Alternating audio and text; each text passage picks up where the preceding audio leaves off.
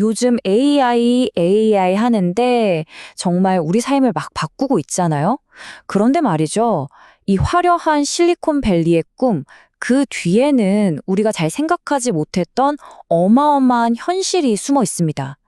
네, 오늘 분석에서는 바로 이 AI 혁명의 보이지 않는 심장, 그리고 그 심장을 뛰게 하려면 어떤 대가를 치러야 하는지 그 이야기를 한번 해보려고 합니다. 자, 이 말 한마디로 한번 시작해볼까요? 바로 엔비디아의 CEO 젠슨 황의 말입니다. 데이터 센터는 이제 AI 공장으로 보일 것이다. 그냥 데이터 센터가 아니라 공장이라니 이 단어 하나에 앞으로 펼쳐질 변화의 스케일이 다 담겨 있다고 해도 과언이 아니겠죠? 네, 젠슨 황이 말한 그 AI 공장, 그게 바로 데이터 센터입니다. 말 그대로 AI를 돌리는 물리적인 심장인 셈이죠.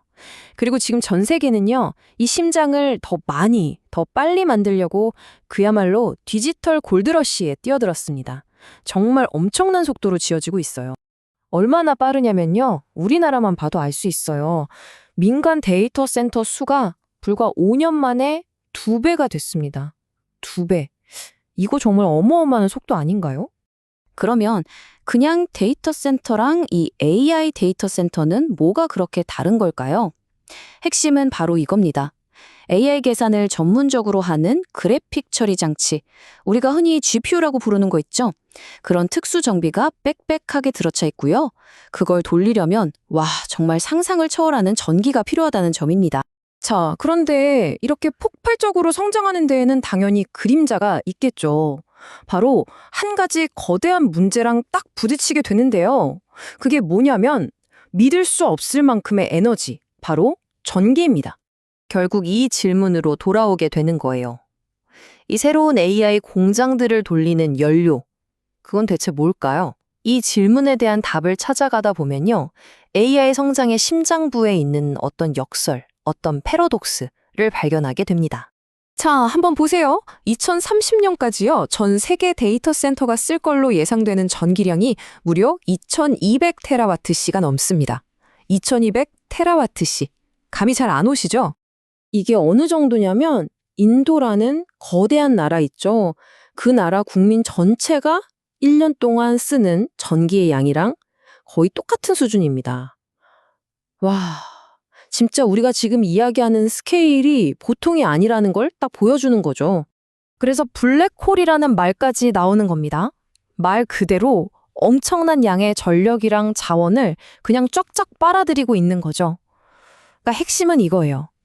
AI의 이 눈부신 성상은요, 눈에 보이지 않는, 하지만 정말 어마어마한 물리적인 대가를 치르면서 이루어지고 있다는 겁니다.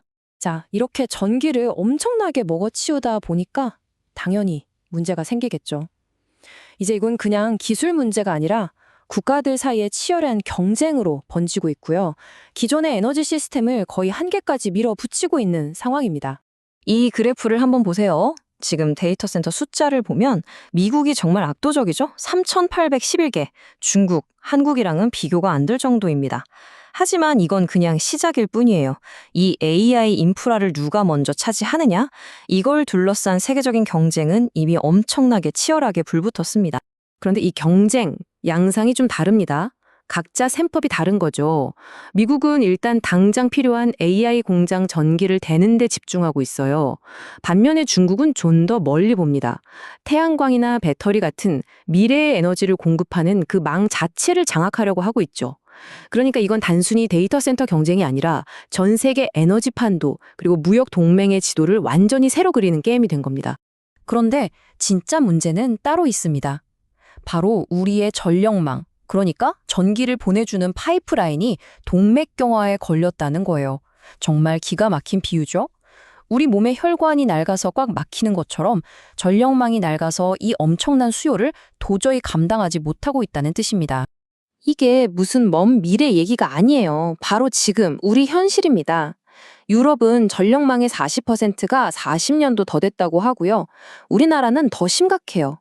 동해안 발전소에서 전기를 아무리 많이 만들어도 수도권으로 보낼 송전망이 꽉 막혀서 보내지 못하고 있어요.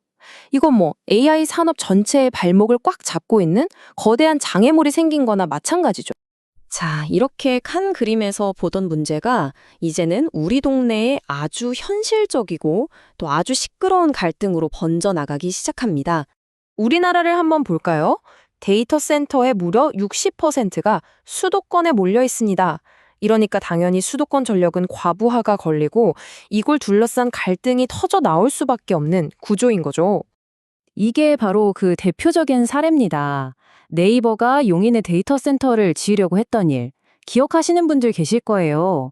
2017년에 시작했는데 소음이나 전자파 같은 문제 때문에 주민들이 엄청나게 반대를 했어요. 결국 어떻게 됐을까요? 2년이나 끌다가 네이버가 사업을 그냥 포기해버렸습니다. 수천억 원짜리 투자가 지역 갈등 때문에 그냥 공중분해된 거죠. 그런데 이게 우리나라만의 문제가 아니라는 게 더 큰 문제입니다. 미국에서도 똑같은 일이 벌어지고 있어요. 우리 동네는 안 된다. 이른바 님비 현상이죠. 이게 무슨 정치적인 성향이랑도 상관이 없어요. 보수, 진보 할 것 없이 다들 데이터 센터 건설에 반대하면서 이게 아예 미국 중간 선거의 뜨거운 정치 쟁점이 되어버렸습니다. 그리고 이 문제는요, 그냥 시끄러운 동네 갈등에서 끝나지가 않습니다. 이제 바로 여러분, 우리 지갑에까지 직접적인 영향을 미치기 시작했어요. 왜냐하면 이 AI 공장들이 메모리 반도체를 그야말로 블랙홀처럼 빨아들이고 있거든요. 그러다 보니 우리가 컴퓨터 맞출 때 쓰는 부품 가격이 와 보세요. 작년 9월에 6만 9천 원 하던 램이 불과 몇 달 만에 30만 원. SSD도 11만 원에서 26만 원으로. 이게 다 AI 때문이라는 겁니다. 상황이 이렇다 보니 그냥 손 놓고 있을 수만은 없겠죠. 기업이든 정부든 이 문제를 어떻게든 해결해 보려고 정말 필사적으로 움직이고 있습니다. 물론 짠 하고 나타나는 마법 같은 해결책은 없습니다. 대신에 이 복잡한 에너지 퍼즐을 풀기 위해서 여러 가지 방법들을 동시에 시도하고 있는데요. 크게 4가지로 볼 수 있어요. 첫 번째는 혁신입니다. 아예 물로 식히는 새로운 냉각 기술 같은 걸 개발해서 에너지 효율을 높이는 거죠. 두 번째는 이전. 송전망이 막히니까 아예 데이터 센터를 발전소 바로 옆으로 옮겨버리는 겁니다. 세 번째는 비용 분담. 마이크로소프트 같은 빅테크들한테 너희가 전기 많이 쓰니까 전력망 업그레이드 비용도 너희가 내 하고 압박하는 거고요. 마지막으로는 규제. 정부가 나서서 분산 에너지 같은 새로운 정책을 만들어서 부담을 좀 나누려는 시도도 하고 있습니다. 결국 이 질문이 남는 것 같습니다. AI가 우리에게 정말 혁신적인 미래를 약속하고 있잖아요. 그런데 이 엄청난 기술적 도약을 위해 치러야 할 이 비용, 이 대가는 과연 최종적으로 누가 부담하게 될까요? 화려한 기술의 진보라는 약속과 그 뒤에 숨겨진 아주 현실적인 이 대가 사이에서 우리는 어떤 선택을 해야 할지, 그리고 그 책임은 과연 누가 져야 할지 우리 모두가 함께 고민해봐야 할 숙제가 아닐까 싶습니다.